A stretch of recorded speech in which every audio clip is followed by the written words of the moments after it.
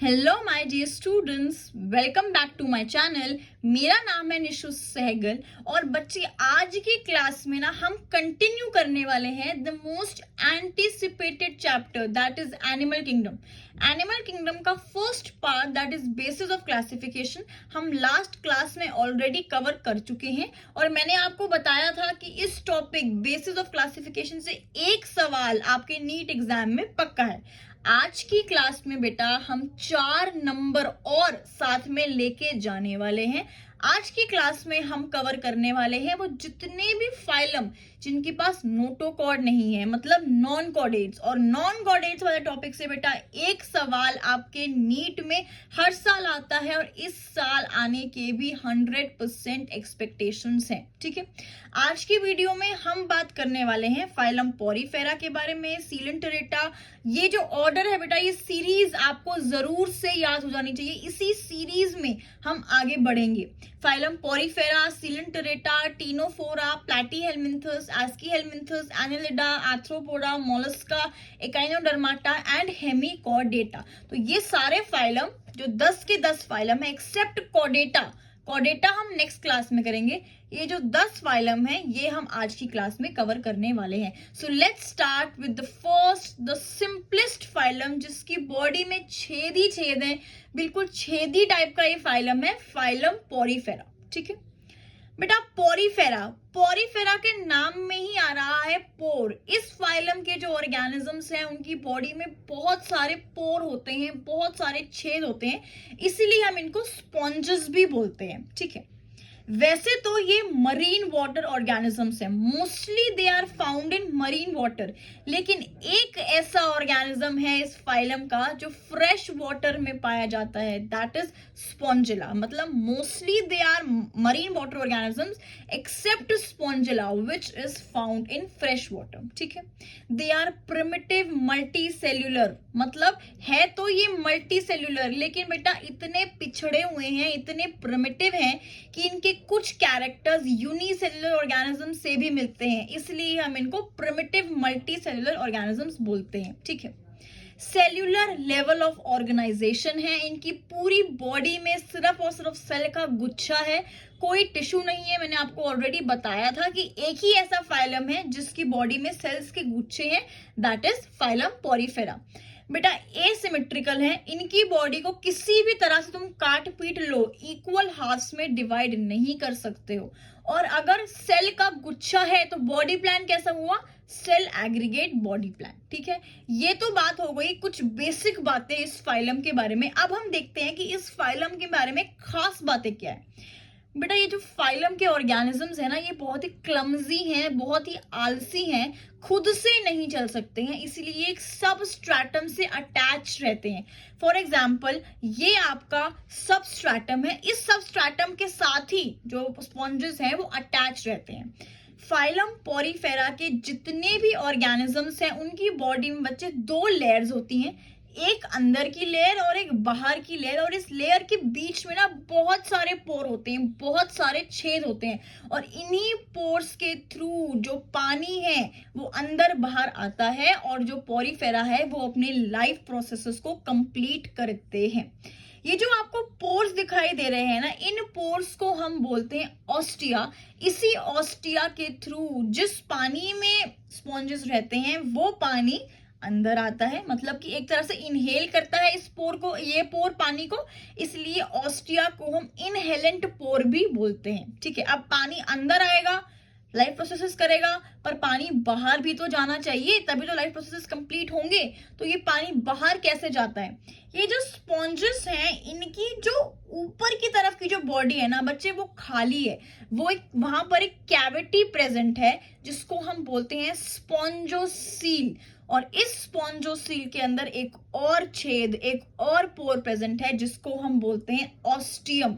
इस ऑस्टियम के थ्रू पानी बाहर जाता है, एक्सेल आउट होता है, तो इसको हम एक्सिलेंट पोर भी बोलते हैं। अंदर आना थ्रू ऑस्टिया, बाहर जाना थ्रू ऑस्टियम। ठीक है, अब ये जो पॉरीफेरा है ना, इनकी जो अंदर की लेयर है, इस लेयर में कुछ फ्लैजिलेटेड सेल्स प्रेजेंट होते हैं, कुछ फ्लैजिला वाले सेल्स होते हैं जिसको हम बोलते हैं क्वानोसाइट्स। ये क्वानोसाइट्स डाइजेशन में मदद करते हैं।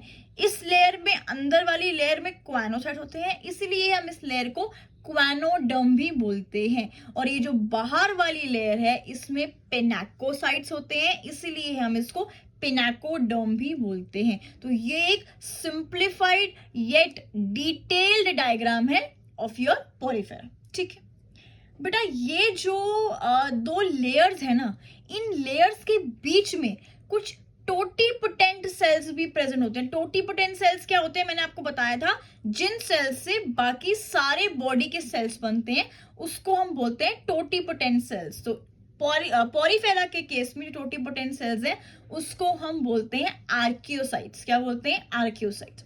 अब मैंने आपको इस डायग्राम में समझाया था कि ऑस्टिया के थ्रू पानी अंदर आता है, स्पॉन्जोसील तक जाता है, और स्पॉन्जोसील में जो पोर है ऑस्टियम, उसके थ्रू पानी बाहर चला जाता है। अब बेटा, ये जो पानी का आदान प्रदान हो रहा है, ये पूरा जो सिस्टम है ऑस्टिया से स्पॉन्जोसील से ऑस्टियम, इसको हम बोलते हैं वाटर केनॉल सिस्टम। और ये वाटर केनॉल सिस्टम एक यूनिक फीचर है पोरिफेरा का। सिर्फ और सिर्फ फाइलम पोरिफेरा में ही आपको ये सिस्टम देखने को मिलता है। और ये सिस्टम बच्चे पोरिफेरा में बहुत काम का होता है। ये न्यूट्रिशन में हेल्प करता है, रेस्पिरेशन में हेल्प करता है, गैमीट ट्रांसफर में हेल्प करता है, और एक्सक्रीशन में हेल्प करता है। जितने भी इंपॉर्टेंट लाइफ प्रोसेसेस होते हैं वो इस वाटर केनॉल सिस्टम के थ्रू ही होते हैं। ठीक है, अब अगर हम डाइजेशन की बात करें तो पोरिफेरा के केस में इंट्रासेलुलर डाइजेशन होती है, मतलब सेल्स के अंदर ही डाइजेशन होती है। And I have already told you कि क्वानोसाइट्स वो सेल्स हैं जो पोरिफेरा के केस में डाइजेशन में मदद करते हैं। ठीक है, रेस्पिरेशन और एक्सक्रीशन पानी की मदद से ही through the process of diffusion होती है। रिप्रोडक्शन की अगर हम बात करें तो पोरिफेरा जो स्पॉन्जेस हैं वो दोनों टाइप की रिप्रोडक्शन शो करते हैं, एसेक्सुअल भी और सेक्सुअली। एसेक्सुअल रिप्रोडक्शन बेटा 3 टाइप्स की होती है। एक होता है आपका बडिंग। ये जो बडिंग है ना, this is only shown by Spongilla. Spongilla के केस में क्या होता है बेटा, इंटरनल बड्स बनती है। ये डायग्राम में देखो, इंटरनल बड्स बनती हैं। इन बड्स को हम बोलते हैं जेम्यूल, और इन बड्स के बनने के प्रोसेस को हम बोलते हैं जेमेशन। ये आपका PYQ रह चुका है बेटा नीट एग्जाम में कि स्पॉन्जिला के केस में इंटरनल बड्स बनती हैं जिनको हम बोलते हैं जेम्यूल, और इस बड्स के जेम्यूल के बनने के प्रोसेस को हम बोलते हैं जेमेशन। ठीक है, एसेक्सुअल रिप्रोडक्शन फ्रेगमेंटेशन के थ्रू भी होती है और रीजेनरेशन के थ्रू भी होती है। ठीक है, सेक्सुअल रिप्रोडक्शन की अगर हम बात करें तो it takes place by the formation of gametes. Fertilization is internal, मतलब बॉडी के अंदर ही होती है। Indirect development is seen. बेटा, डायरेक्ट और इनडायरेक्ट डेवलपमेंट की मैं जब भी बात करूंगी, अगर एग से डायरेक्टली अडल्ट बन रहा है और बीच में कोई लार्वा का स्टेज नहीं आ रहा है, उस डेवलपमेंट को हम बोलते हैं डायरेक्ट डेवलपमेंट। लेकिन एग और एडल्ट के बीच में अगर एक लार्वा का स्टेज आता है तब हम बोलते हैं इनडायरेक्ट डेवलपमेंट। तो पोरिफेरा के केस में इनडायरेक्ट डेवलपमेंट इज सीन। ठीक है, Porifera is the only phylum which does not have any nerve cells. कोई भी नर्व सेल्स, नर्व नेटवर्क इस फाइलम में नहीं होता है।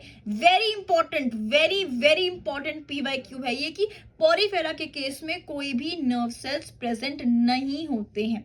अगर हम पोरिफेरा के स्केलेटन की बात करते हैं तो it is made up of spicules plus spongin fibres, और इस फाइलम में सेक्सेस सेपरेट नहीं होते हैं। दे आर हर्माफ्रोडाइट, मतलब एक ही बॉडी में स्पर्म भी बनता है और एग भी बनता है। ठीक है, तो ये हो गई कुछ खास बातें फाइलम पोरिफेरा के बारे में। फटाफट से हम इसके एग्जाम्पल्स देख लेते हैं। सबसे पहले होता है आपका यूस्पोंजिया। बेटा, यूस्पोंजिया है जो स्पॉन्ज को आप बाथिंग में यूज करते हो, अपनी स्किन को रगड़ते हो ना, एक्सफोलिएट करते हो ताकि जो भी डेड स्किन है वो निकल जाए, वो स्पॉन्ज असल में यूस्पोंजिया होता है। नेक्स्ट है बेटा आपका Hyalonema, this is the glass rope sponge. Third example है आपका यूप्लेक्टेला, स्पॉन्जिला जो मैंने आपको बताया था एक फ्रेश वाटर स्पॉन्ज है, and last is Sycon, this is the simplest sponge. जितने भी एग्जाम्पल्स मैं आपको बताऊंगी इससे बाहर आपको कुछ कवर करने की जरूरत नहीं है। जो एग्जाम्पल आपके नीट में पूछे जाते हैं वो इसी में से पूछे जाएंगे। आप इतना कर लो बेटा, सफिशिएंट है आपके नीट एग्जाम के लिए। तो यहाँ पर हमने सारी की सारी खास बातें डिस्कस कर ली रिगार्डिंग फाइलम पोरीफेरा, ठीक है। नेक्स्ट हम बात करते हैं second phylum, that is phylum Coelenterata. इस फाइलम को हम नाइडेरिया के नाम से भी जानते हैं, ठीक है। ये सेकेंड फाइलम है। इस फाइलम में टिश्यू बनना शुरू हो जाते हैं, इसलिए इसके पास होता है टिश्यू लेवल ऑफ ऑर्गेनाइजेशन, ठीक है। रेडियल सिमेट्री होती है, रेडियल सिमेट्री मतलब रेडियस के थ्रू बीच से आप इसकी बॉडी को इक्वल हाफ्स में डिवाइड कर सकते हो। दे आर डिप्लोब्लास्टिक, 2 ही जर्म लेयर्स प्रेजेंट होती हैं। इनका बॉडी प्लान कैसा है, मैंने आपको बताया था blind sac body plan. Blind sac क्या होता है, वो एक ही ओपनिंग वाला मामला, मतलब खाना एक ही ओपनिंग से अंदर जाएगा और एक ही ओपनिंग से बाहर आएगा। So they have blind sac body plan. बेटा ये मरीन ऑर्गेनिजम्स होते हैं। मरीन ऑर्गेनिजम्स में या तो ये ससाइल होते हैं, मतलब बॉटम से समुद्री पानी की तले से चिपके हुए होते हैं, या फिर ये फ्री फ्लोटिंग भी हो सकते हैं। पोरीफेरा के केस में मैंने आपको बताया था कि कोई भी नर्व सेल्स नहीं होते हैं, लेकिन सीलेंटरेटा के पास बहुत सारे नर्व सेल्स होते हैं और ये नर्व सेल्स जुड़कर एक नर्व नेट बनाते हैं। ध्यान रखना, नर्वस सिस्टम नहीं बना है, बस एक नर्व नेट फॉर्म होता है, ठीक है। अगर हम फ्रेश वाटर पॉलिप की, फ्रेश वाटर नाइडेरिया की बात करें तो वो है हमारे पास हाइड्रा। हाइड्रा का स्ट्रक्चर आप सब जानते हो, कुछ हाथ जैसा होता है। ये होता है हमारा base, look in the diagram, ये होता है हमारा बेस और ये होते हैं हाइड्रा के टेंटिकल्स, ठीक है। इस टेंटिकल्स के पास में बेटा एक कैविटी, एक ओपनिंग प्रेजेंट होती है जिसको हम बोलते हैं हाइपोस्टोमा। यही है वो एक मामले वाली ओपनिंग। इसी हाइपोस्टोमा से खाना अंदर भी जाता है और इसी हाइपोस्टोमा से खाना बाहर भी आता है। इसको हम central gastrovascular cavity, this term is mentioned in your NCERT कि hypostoma is the central gastrovascular cavity, ठीक है। अब बेटा जो ये सीलेंटरेटा है ना, इनकी बॉडी में कुछ स्पेशलाइज्ड सेल्स प्रेजेंट होते हैं जिसको हम बोलते हैं नाइडोब्लास्ट या फिर नाइडोसिस्ट, ये आप नाइडोसाइट्स, ये आपके टेंटिकल्स में प्रेजेंट होते हैं। अगर हम इन नाइडोब्लास्ट के स्ट्रक्चर की बात करें तो कुछ इस तरह का इनका स्ट्रक्चर होता है, धागेदार स्ट्रक्चर होता है बेटा, ठीक है। इस धागे को, जो आपको धागा दिख रहा है, इसको हम बोलते हैं थ्रेड ट्यूब। क्या बोलते हैं? Thread tube. इस नाइडोब्लास्ट के ऊपर एक छोटा सा स्ट्रक्चर होता है जिसको हम बोलते हैं नाइडोसील।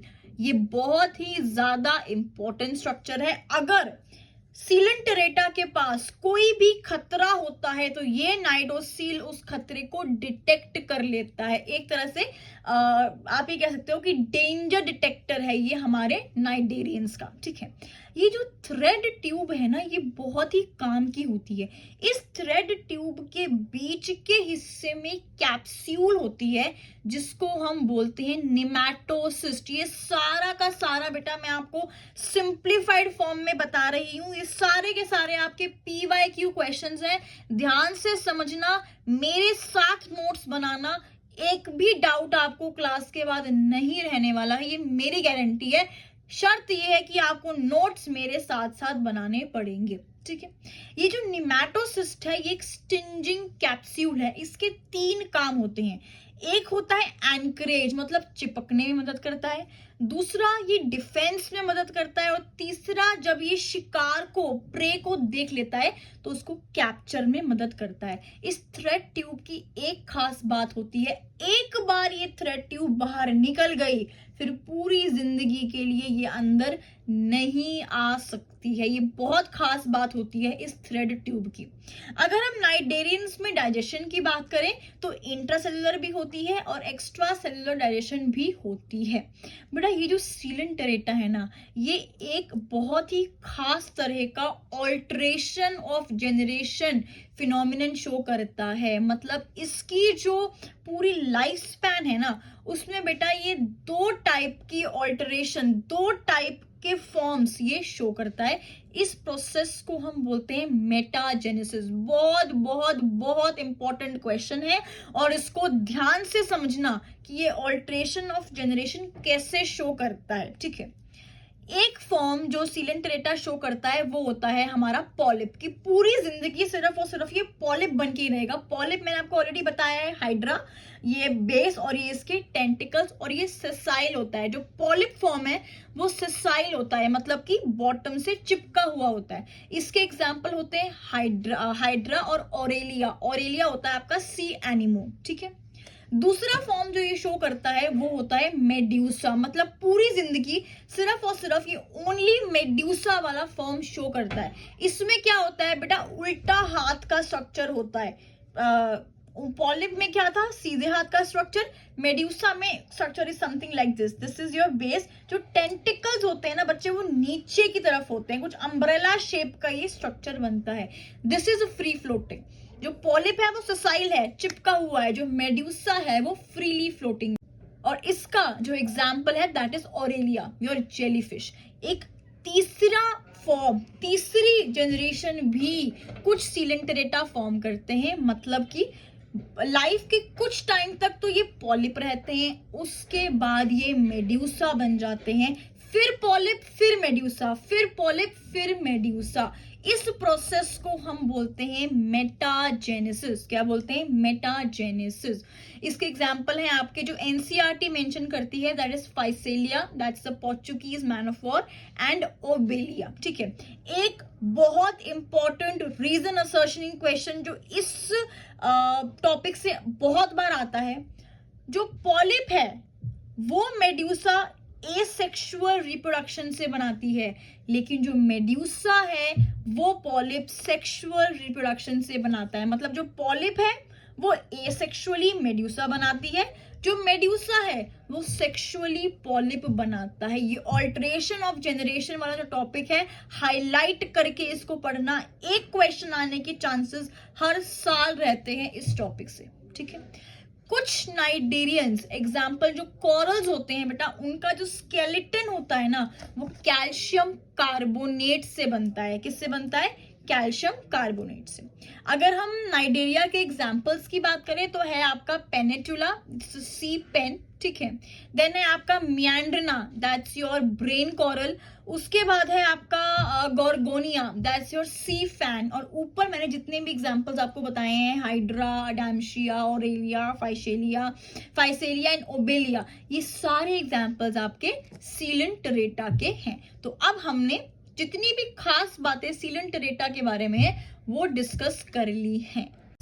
थर्ड फाइलम है आपका फाइलम टीनोफोरा। ठीक है, इस फाइलम के ऑर्गेनिजम्स को हम कूम्ब जेलीज या फिर सी वॉलनट भी बोलते हैं। कूम्ब जेलीज क्यों बोलते हैं मैं आपको अभी डायग्राम के थ्रू समझाने वाली हूँ, लेकिन अभी के लिए आपको याद रखना है कि टीनोफोरा के जो ऑर्गेनिजम्स हैं उसको हम कूम्ब जेलीज या फिर सी वॉलनट्स भी बोलते हैं। ठीक है, ये बेटा टीनोफोरा और सीलेंटरेटा दोनों भाई हैं, सी स्क्वायर है, तो जो फीचर्स उसमें है मैक्सिमम फीचर्स टीनोफोरा में भी हैं, जैसे कि रेडियली सिमेट्रिकल है। ठीक है, ये भी डिप्लोब्लास्टिक है और इसमें भी टिश्यू लेवल ऑफ ऑर्गेनाइजेशन है। लेकिन एक चीज अलग है, सीलेंटरेटा में आई टोल्ड यू कि दे हैव नाइडोब्लास्ट।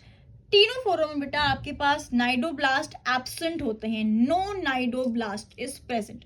अगर हम टीनोफोरा की डाइजेशन की बात करें तो इसमें भी बेटा आपको इंट्रा और एक्स्ट्रा सेलुलर दोनों डाइजेशन देखने को मिलती है।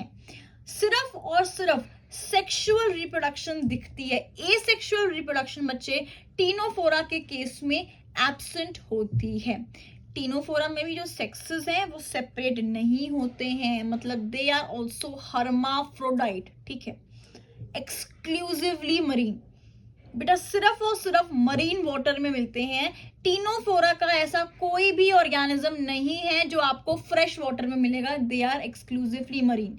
एक बहुत ही खास बात है टीनोफोरा के अंदर, ये जो ऑर्गेनिजम्स हैं इनकी बॉडी में इल्यूमिनेटिंग सब्सटेंसेस होते हैं, मतलब टीनोफोरा की जो बॉडी है वो लाइट एमिट करती है। इस प्रॉपर्टी को हम क्या बोलते हैं, इस प्रॉपर्टी को हम बोलते हैं बायोल्यूमिनेसेंस, मतलब the property of living organisms to emit light. वो किसमें होती है? टीनोफोरा में। जब टीनोफोरा इज बायोल्यूमिनेसेंट ऑर्गेनिजम्स, ठीक है। फर्टिलाइजेशन की बात करें तो इट इज एक्सटर्नल, मतलब ऑर्गेनिजम्स की बॉडी के बाहर होती है fertilization, and development is indirect, ठीक है। अब आप ये देखो, this is the diagram of your Ctenophora. कुछ बॉल जैसा स्ट्रक्चर है और इस स्ट्रक्चर से टेंटिकल्स निकलते हैं। ये जो बॉल जैसा ऊपर का स्ट्रक्चर है, इस स्ट्रक्चर में बेटा प्लेट्स प्रेजेंट होती हैं, 8 प्लेट्स, कुछ इस तरह से। हर एक प्लेट के ऊपर सिलिया प्रेजेंट होता है, मतलब इस प्लेट को हम बोलते हैं 8 कूम्ब प्लेट्स। 8 सिलिएटेड कूम्ब प्लेट्स प्रेजेंट होती हैं, कॉम्ब लाइक दिखती हैं बेटा, इसीलिए टीनोफोरा के ऑर्गेनिजम्स को हम कूम्ब जेलीज भी बोलते हैं। जहां पर सिलिया आ गया मतलब कि वो डेफिनेटली लोकोमोशन में हेल्प करेगी। तो ये जो कूम्ब प्लेट्स हैं, इट हेल्प्स इन लोकोमोशन, ठीक है। फिर इससे आपके टेंटिकल्स निकलते हैं। हमारे पास जो सीलेंटरेटा था उसके पास नाइडोब्लास्ट थे फॉर एंकरेज, टीनोफोरा के पास कोलोब्लास्ट सेल्स हैं फॉर एंकरेज। ध्यान रखना, कोलोब्लास्ट सेल्स। अगर हम बात करते हैं टीनोफोरा के एग्जाम्पल्स के बारे में, प्लियोब्रैकिया है, सिस्टम है, पेरो है एंड टीनोप्लाना है। तो कुछ खास बातें अगर हम टीनोफोरा के बारे में बोले तो नाइडोब्लास्ट नहीं होता है इनके पास, बायोल्यूमिनेसेंट ऑर्गेनिजम्स होते हैं, fertilization is external, indirect development होती है, इनके पास कॉलर ब्लास्ट होते हैं, सॉरी कहाँ, कोलोब्लास्ट सेल्स होते हैं, ये भी आपके हर्माफ्रोडाइट हैं, that is sexes is not separate, ठीक है। तो यहां पर हमने बात कर ली regarding the phylum Ctenophora, okay. Let's talk about the fourth phylum, that is Platyhelminthes। बेटा जो Platyhelminthes होते हैं ना, इनको हम फ्लैटवर्म्स भी बोलते हैं, क्योंकि इनकी जो बॉडी होती है वो डॉर्सो और वेंट्रली, डॉर्सली भी मतलब आगे से भी और वेंट्रली पीछे से भी चिपकी हुई होती है, डॉर्सो वेंट्रली फ्लैटेंड होती है, ठीक है। अब बेटा इनको ना हमको फर्स्ट आने का अवार्ड देना पड़ेगा, क्योंकि 2 चीजों में ये फर्स्ट आए हैं, ट्रिप्लोब्लास्टिक और बायलेटरल सिमेट्री सबसे पहले प्लैटीहेल्मिन्थस में देखी गई थी। तो जो फर्स्ट आते हैं जिस चीज में, वो इंपॉर्टेंट बन जाते हैं आपके नीट एग्जाम में। So Platyhelminthes were the first one to have triploblastic and bilateral symmetry, ठीक है। ये एसिलोमेट होते हैं और इनके पास ऑर्गन लेवल ऑफ ऑर्गेनाइजेशन होता है, मतलब अब टिश्यू से ऑर्गन बनना शुरू होते हैं। ध्यान रखना, ऑर्गन सिस्टम नहीं बनता है, ऑर्गन्स बनते हैं। This is the only phylum जिसमें सिर्फ और सिर्फ ऑर्गन्स बनते हैं, ठीक है।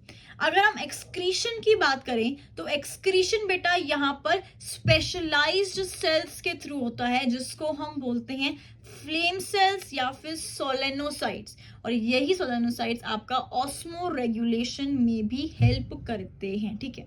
फर्टिलाइजेशन जो है बेटा वो इस प्लैटीहेल्मिन्थस में थोड़ी सी खास बात है। एक तो इंटरनल फर्टिलाइजेशन होती है, और बच्चे ये फ्लैटवर्म्स क्रॉस फर्टिलाइजेशन भी शो करते हैं। What is cross fertilization? मतलब एक फ्लैट वर्म का स्पर्म दूसरे फ्लैट वर्म के एग को फर्टिलाइज कर सकता है। Imagine sperm of one flat worm fertilizing or fusing with the sperm of another flatworm. So platyhelminthes में क्रॉस फर्टिलाइजेशन भी देखने को मिलती है। डेवलपमेंट की बात करें तो इसमें बेटा इनडायरेक्ट डेवलपमेंट है, बहुत सारे लार्वल स्टेजेस होते हैं। पहले आपको एक एक लार्वल स्टेज पढ़ना होता था, उसकी लाइफ साइकिल याद रखनी होती थी, लेकिन अब ये सब नीट के पेपर में नहीं आता है। आपको बस इतना याद रखना है कि जो डेवलपमेंट है वो इसकी इनडायरेक्ट डेवलपमेंट है, ठीक है बेटा। They are endoparasites, most of them are endoparasites, मतलब they live on the nutrition of the host, ठीक है।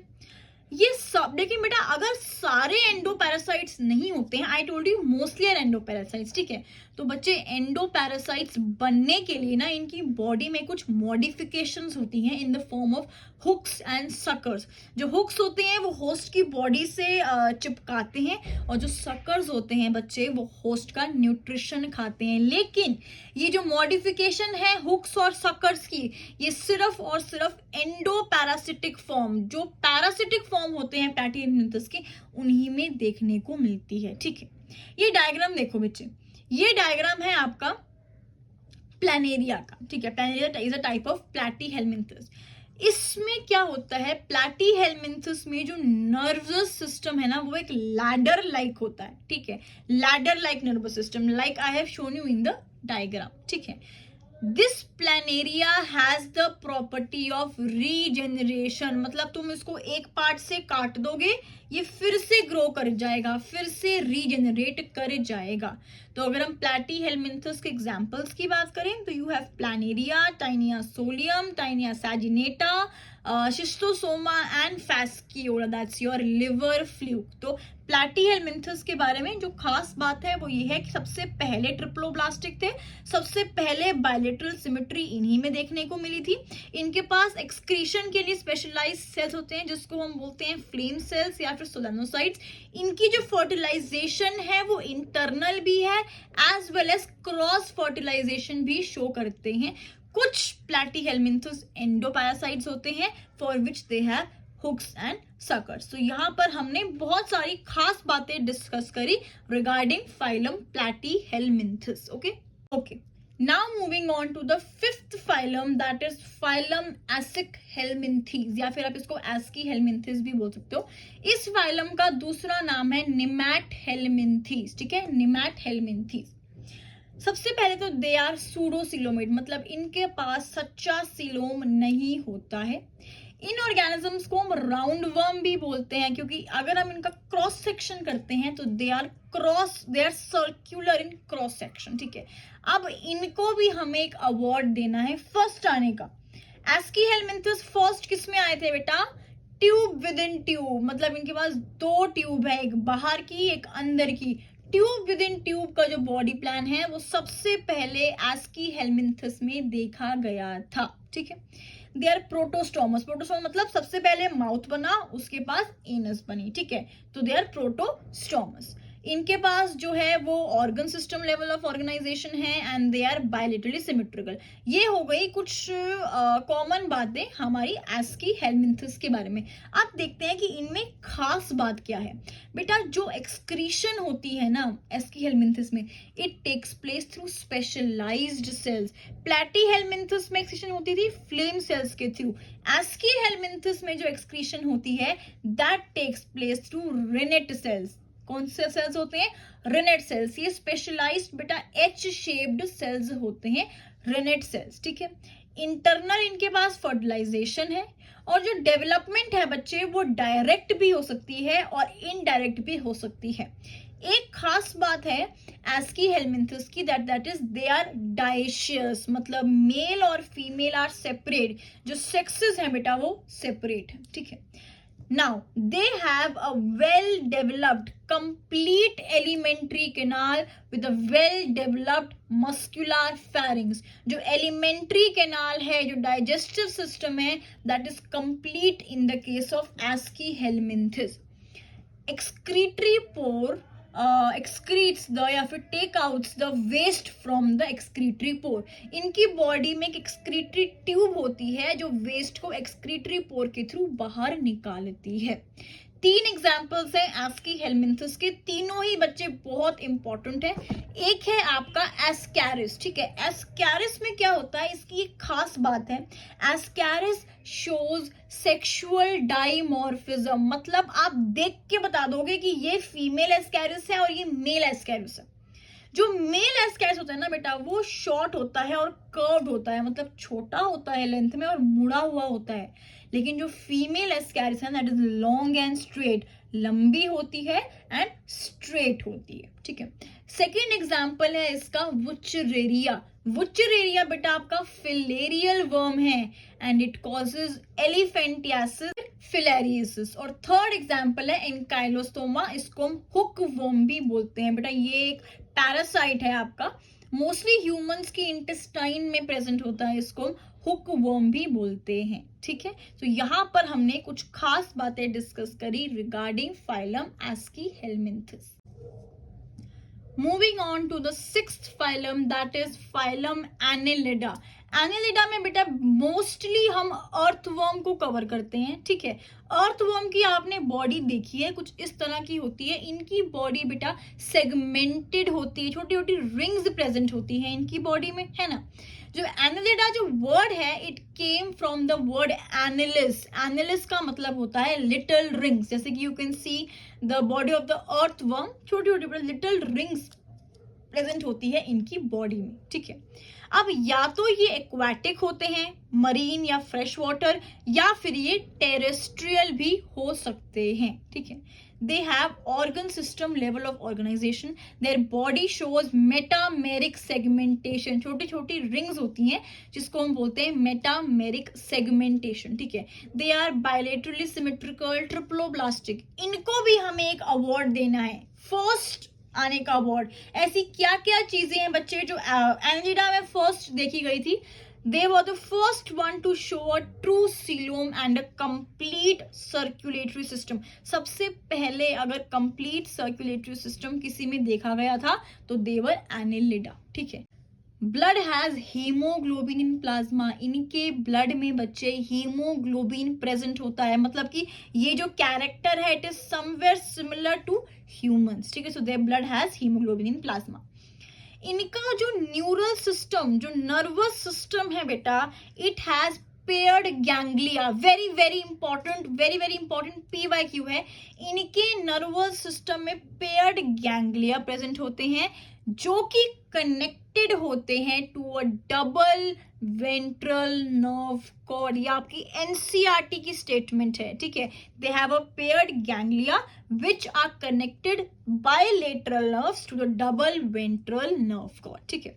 अगर हम एक्सक्रीशन और ऑस्मो रेगुलेशन की बात करें तो एनालिडा के केस में excretion and osmo regulation is taken place by nephridia. Nephridia की मदद से एनालिडा जो है वो एक्सक्रीट करती है, ठीक है। इनकी जो बॉडी वॉल है उसमें बच्चे लॉन्गिट्यूडनल और सर्कुलर मसल्स प्रेजेंट होते हैं विच हेल्प्स इन लोकोमोशन। हम देखा होगा कि ये क्रॉल करते हैं, ऐसे चलते हैं बेटा ये ऑर्गेनिजम्स। तो ये जो ऐसे वाली जो लोकोमोशन है ये बेटा it's possible because of longitudinal and circular muscles.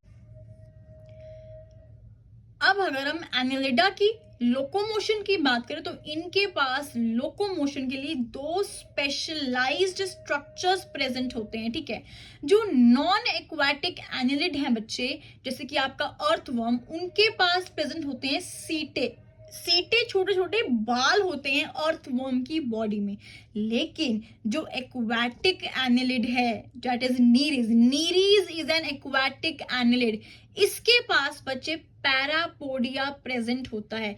यही पैरापोडिया नीरीज को स्विमिंग में मदद करता है और गैसियस एक्सचेंज में भी हेल्प करता है। So for locomotion Annelida have सीटे। सीटे होता है नॉन एक्वाटिक एनालिड्स में, and parapodia, parapodia is present in aquatic annelids, ठीक है। Annelids are mostly monoecious except nereis. जो nereis है बच्चे that is dioecious, ठीक है। Annelids show sexual reproduction। तो ये हो गई कुछ खास बातें एनालिडा के बारे में। अब हम देखते हैं इसके एग्जाम्पल्स। एनालिडा के एग्जाम्पल्स में एक बहुत ही खास नाम अभी आने वाला है जिसके ऊपर आपका एक PYQ है। I will tell you. सबसे पहला हमारे पास एग्जाम्पल है Pheretima that is earthworm. Nereis, Hirudinaria. बेटा हिरुदिनेरिया आपकी ब्लड सकिंग लीच है, ठीक है। इसमें से PYQ क्या आया था इसको ध्यान से समझना। हमारी ह्यूमंस की बॉडी में तो एक एंटी कोगुलेंट हिपैरिन प्रेजेंट होता है, जिसकी वजह से हमारी बॉडी में ब्लड क्लॉट नहीं होता है।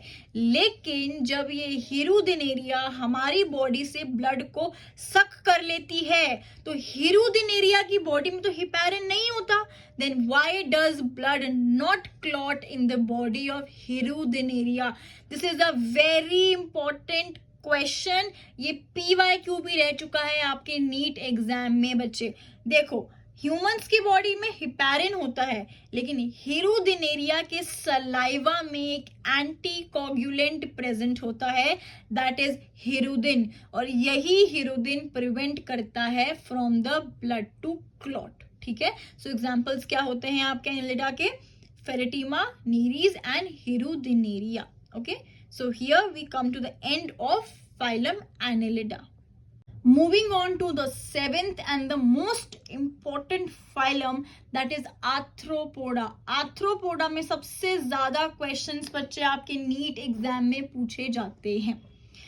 आर्थ्रोपोडा जो वर्ड है वो बच्चे दो वर्ड्स को मिलाकर बनता है। आर्थ्रोस मीन्स जॉइंट, पोडा मीन्स अपेंडेजेस। तो ये जो ऑर्गेनिजम्स हैं दे हैव जॉइंट अपेंडेजेस। ठीक है, arthropoda is the largest phylum, सबसे ज्यादा ऑर्गेनिजम्स आर्थ्रोपोडा में पाए जाते हैं। ठीक है, 9 लाख स्पीशीज होती हैं इस ऑर्गेनिजम्स में। ठीक है, जिसमें से 7.5 लाख सिर्फ इंसेक्ट्स होते हैं। कीड़े मकोड़ों वाला फाइलम है बेटा ये arthropoda.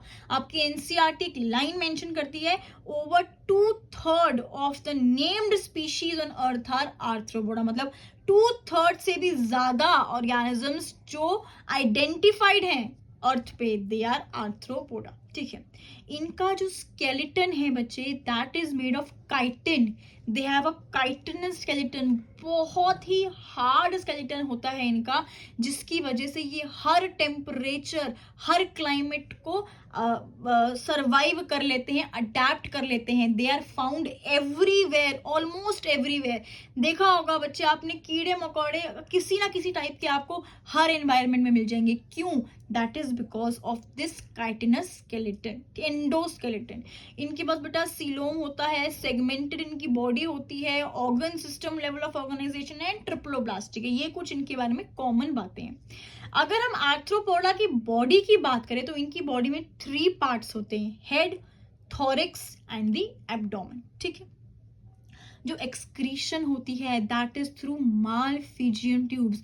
Very very important question. Arthropoda के केस में जो एक्सक्रीशन है that takes place through Malpighian tubes. Respiration की अगर हम बात करते हैं तो रेस्पिरेशन के लिए बेटा आर्थ्रोपोडा के पास ना बथेरे सारे स्ट्रक्चर हैं। अलग अलग ऑर्गेनिजम्स ना अलग अलग स्ट्रक्चर का यूज करते हैं। अगर हम गिल्स की बात करें, जो पानी में जो रहते हैं, जो क्रस्टेशियंस होते हैं, जो आपके प्रॉन्स और जो क्रैब्स होते हैं बेटा, उनके पास गिल्स होते हैं। बुक गिल्स होते हैं बेटा लिम्यूलस के पास। लिम्यूलस हमारा किंग क्रैब है। बुक लंग्स होते हैं स्कॉर्पियो एंड स्पाइडर के पास। एंड फाइनली जो ट्रैकियल सिस्टम है बेटा, ट्रैकियल सिस्टम हमारा इंसेक्ट्स में प्रेजेंट होता है, लाइक कॉकरोच। तो कौन से स्ट्रक्चर होते हैं इनके पास respiration? Gills, book lungs and tracheal system. ठीक है, इनके पास बेटा एक ओपन सर्कुलेटरी सिस्टम प्रेजेंट होता है, not a closed but open circulatory system. ध्यान रखना है, एनिलिडा में बेटा क्लोज था, आर्थ्रोपोडा में फिर से ओपन सर्कुलेटरी सिस्टम है। सेंसरी ऑर्गन्स की अगर हम बात करते हैं तो बेटा इनके पास सेंसरी ऑर्गन के नाम पे स्टैटोसिस्ट है, एंटीना है, आईज है। आईज बेटा इनका ना कंपाउंड आईज होती हैं, छोटे छोटे स्मॉल यूनिट्स होते हैं, जिसको हम बोलते हैं ओमैटिडा। वेरी इंपॉर्टेंट, आर्थ्रोपोडा की आईज में स्मॉल यूनिट्स होते हैं जिसको हम बोलते हैं ओमैटिडा, और इनके पास बैलेंसिंग ऑर्गन्स भी प्रेजेंट होते हैं। अगर हम आर्थ्रोपोडा के केस में रिप्रोडक्शन की बात करें बेटा, जो तो आर्थ्रोपोडा के ऑर्गेनिजम्स लैंड पे रहते हैं ना, वो तो इंटरनल फर्टिलाइजेशन शो करते हैं, लेकिन जो आर्थ्रोपोडा के ऑर्गेनिजम्स एक्वाटिक होते हैं, पानी में रहते हैं, वो एक्सटर्नल फर्टिलाइजेशन शो करते हैं। नाउ दे आर ओविपेरस, मतलब दे lay eggs, accept scorpion.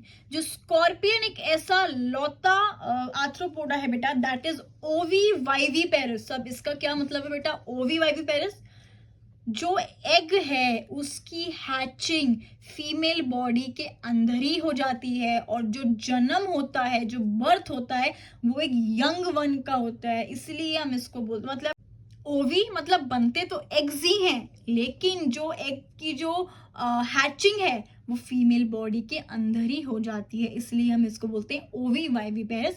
And इसका एग्जांपल है scorpion. Now they are dioecious, sexes are separate, their body shows segmentation. जो डेवलपमेंट है बच्चे दैट इज इनडायरेक्ट, ठीक है।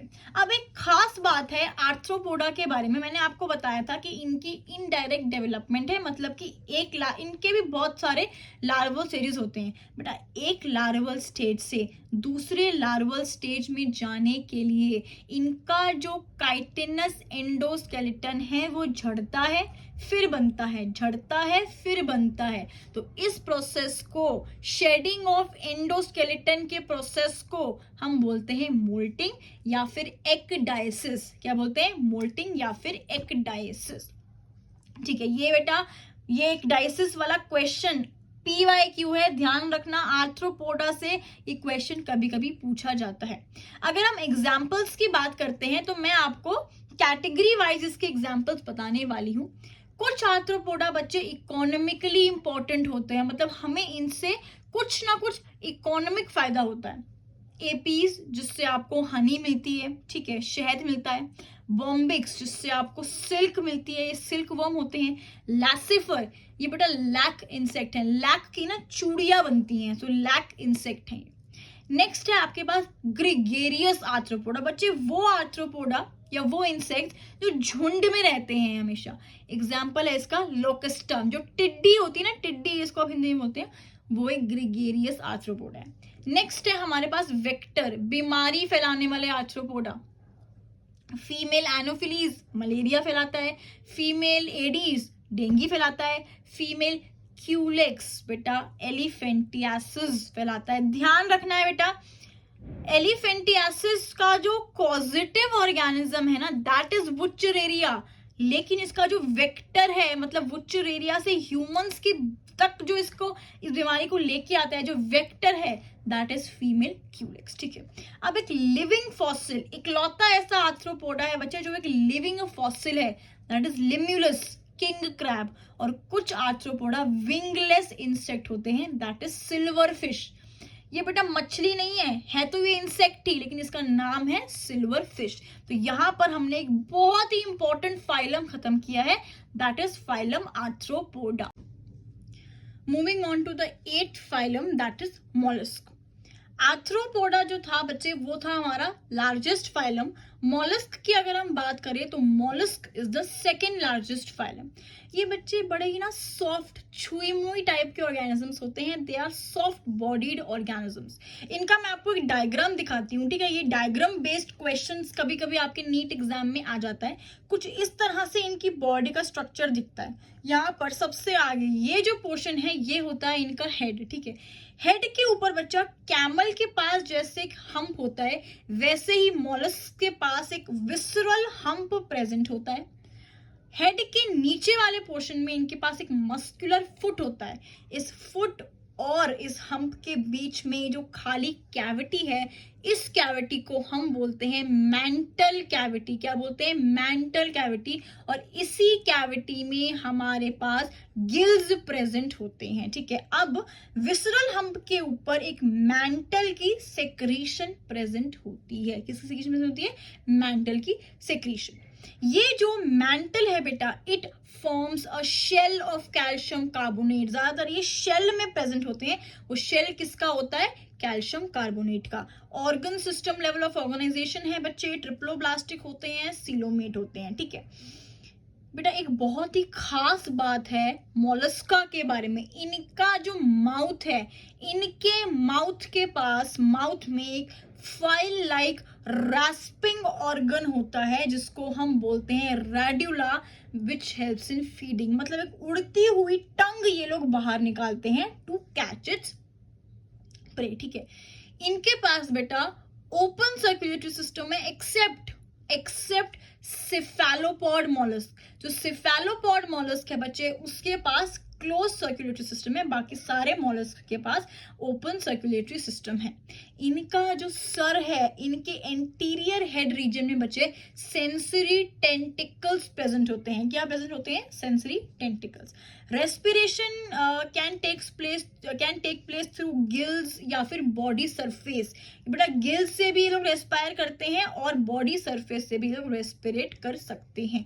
एक्सक्रीशन की अगर हम बात करें बेटा, तो एक्सक्रीशन के लिए इनके पास होते हैं ऑर्गन ऑफ बोजानस या फिर किबर्स ऑर्गन। क्या होते हैं? ऑर्गन ऑफ बोजानस या फिर किबर्स ऑर्गन। एक्सटर्नल फर्टिलाइजेशन होती है बेटा। They are dioecious, they are oviparous, that means they lay eggs.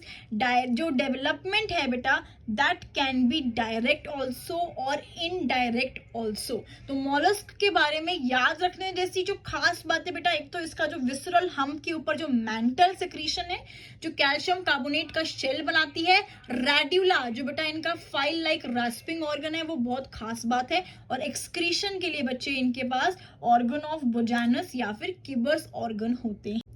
Talking about the examples of molluscs, इसमें थोड़े ज्यादा एग्जाम्पल्स आपको याद रखने हैं बच्चे, लेकिन जितने मैंने बताए हैं ना उतने ही याद रखने हैं, उससे एक्स्ट्रा आपको कहीं जाके हंट करने की जरूरत नहीं है।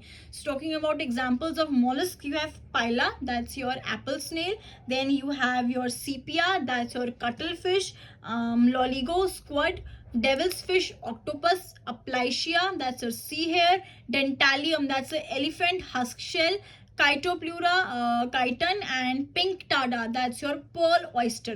तो ये सारे एग्जाम्पल्स हैं आपके फाइलम मोलस्का के। Talking about the 9th phylum, that is Echinodermata. बेटा जो एकाइनोडर्म्स है ना, they are spiny skinned organism. ठीक है, स्पाइनी स्किन टाइप के ये एनिमल्स होते हैं। एक्सक्लूसिवली मरीन, सिर्फ और सिर्फ मरीन वाटर में ही पाए जाते हैं। नो पैरासिटिक फॉर्म्स, बहुत ही शरीफ टाइप के ये ऑर्गेनिजम्स हैं, इनमें कोई भी पैरासिटिक फॉर्म नहीं होता है। अब बेटा इनको भी हमें एक अवार्ड देना है। कौन सा अवार्ड? Tell me fast. ऐसी कौन सी चीज है जो सबसे पहले एकाइनोडर्माटा में देखी गई थी? Tell me fast. ड्यूटूरोस्टोमस बेटा, they are the first one to be deuterostomes. Deuterostomes मतलब कि एनस जो है वो माउथ से पहले बनी थी इनके केस में। They are coelomate, they are triploblastic and they have organ system level of organization. ठीक है, अगर हम इनके एंडोस्केलेटन की बात करते हैं बेटा, तो it is made up of calcareous ossicles. मतलब इनका जो एंडोस्केलेटन है that is made up of calcium carbonate. इनकी सिमेट्री के बारे में मैंने आपको एक खास बात बताई थी, इनके बच्चे ज्यादा एडवांस्ड हैं बच्चे माँ बाप से। इनके जो एडल्ट्स में है वो रेडियल सिमेट्री शो करते हैं, लेकिन जो लार्वा है, एकाइनोडर्म्स का जो लार्वा है बेटा, वो बायलेटरल सिमेट्री शो करता है। पोरीफेरा के केस में, सबसे पहले फाइलम के केस में मैंने आपको एक यूनिक फीचर बताया था, वाटर कैनॉल सिस्टम। एकाइनोडर्माटा में बच्चे एक ऐसा ही यूनिक फीचर है, that is water vascular system. Confuse नहीं होना है, वाटर कैनॉल सिस्टम पोरीफेरा में होता है, वाटर वैस्कुलर जो सिस्टम है that is present in the echinoderms. इसको हम एमेलैक्युलर सिस्टम भी बोलते हैं। क्या बोलते हैं? एमेलैक्युलर सिस्टम। ये बेटा लोकोमोशन कराता है, फूड कैप्चर में हेल्प करता है, transport of food and respiration में हेल्प करता है। अगर हम इनके डाइजेस्टिव सिस्टम की बात करें तो एकाइनोडर्म्स का डाइजेस्टिव सिस्टम इज कंप्लीट। इनका जो माउथ होता है बच्चे वो वेंट्रल होता है, मतलब नीचे की तरफ प्रेजेंट होता है, और इनकी जो एनस होती है दैट इज डॉर्सल, मतलब जो एनस है वो ऊपर की तरफ प्रेजेंट होती है। मोलस्का के पास एक्सक्रीटरी सिस्टम नहीं होता है, excretory system is absent. Very very important point है। फर्टिलाइजेशन की अगर हम बात करें तो they have external fertilisation, development is indirect.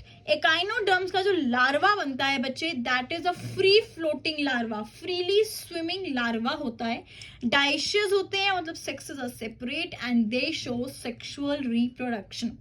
Echinoderms के एग्जाम्पल की अगर हम बात करें तो it is Asterias, that's a star fish. बेटा इसके पास ना 5 आर्म्स होती हैं, ये खास बात है स्टार फिश की कि एस्टीरिया के पास 5 आर्म्स होती हैं। Then is your Ophiura, that's your brittle star. Echinus sea urchin. Then है आपके पास, देन होता है आपके पास Antedon, that's your sea lily, Cucumaria, sea cucumber and Holothuria. तो यहाँ पर हम फाइलम एकाइनोडर्माटा भी समाप्त करते हैं। Moving on to the last phylum before we wind up this class is Hemichordata. बेटा हम इसको हेमिकोडेटा भी बोलते हैं या फिर स्टोमोकोडेटा भी बोलते हैं। बच्चे पहले के जमाने में ना क्या होता था कि हम हेमिकोडेट्स को एक सब फाइलम मानते थे अंडर कोडेट्स। कोडेटा का एक सब फाइलम इसको माना जाता था, लेकिन अब इसको एक सेपरेट फाइलम माना जाता है अंडर नॉन कोडेट्स। ठीक है, दे हैव नो नोटोकॉड, इनके पास नोटोकॉड नहीं होता है, बल्कि इनके पास एक स्टोमोकॉड होता है। क्या होता है? Stomochord. They are worm like organisms और ये मरीन होते हैं बेटा, मरीन होते हैं ये, सिलोमेट होते हैं, ट्रिप्लोब्लास्टिक होते हैं, इनकी बॉडी सिलेंड्रिकल होती है एंड बायलेटरल सिमेट्री शो करते हैं। बेटा हेमिकोडेट्स को हम टंग वर्म्स या फिर एकॉन वर्म्स भी बोलते हैं। क्या बोलते हैं? टंग वर्म्स या फिर acorn worms. They are ciliary feeders. जो हेमिकोडेटा है they are ciliary feeders. Respiration की अगर हम बात करें तो respiration takes place through gills. इनके पास बेटा ओपन सर्कुलेटरी सिस्टम प्रेजेंट होता है। फर्टिलाइजेशन की अगर हम बात करें तो it is external fertilisation. Sexes जो है बेटा वो सेपरेट है, मतलब कि डाइशियस है और इनडायरेक्ट डेवलपमेंट शो करते हैं। अगर मैं आपको हेमिकोडेटा का जो स्ट्रक्चर है वो एक डायग्राम के थ्रू समझाऊं बेटा, so it will be somewhat, इसके पास एक एक्सटर्नल एक एक्सक्रीटरी स्ट्रक्चर होता है जिसको हम बोलते हैं प्रोबिस्कस। क्या बोलते हैं? प्रोबिस्कस। ठीक है, प्रोबिस्कस के बाद बेटा ये पोर्शन, ये जो पोर्शन है इसको हम बोलते हैं collar. I have already told you कि हेमिकोडेट्स के पास नोटोकॉड नहीं होता है, बल्कि दे हैव अ स्टोमोकॉड। ये बेटा एक रूडिमेंट्री स्ट्रक्चर है, एक बहुत ही प्रिमिटिव सा जो यूज नहीं होता है, rudimentary structure. And finally it is this tail. तो ये बेटा एक बेलानोग्लॉसस का स्ट्रक्चर है और हेमिकोडेट्स के आपको 2 ही एग्जांपल याद रखना, दैट इज बेलानोग्लॉसस एंड सैकोग्लॉसस। तो यहाँ पर हमने 10 के 10 फाइलम जो कि नॉन कोडेट्स हैं वो सारे खत्म कर लिए हैं। आज की क्लास को तुमने अगर सही से समझ लिया, तुमने अपने 4 नंबर फिर से इस चैप्टर के पक्के कर लिए। नेक्स्ट क्लास इस चैप्टर की लास्ट क्लास होने वाली है जिसमें हम फाइलम कोडेटा को कवर करने वाले हैं।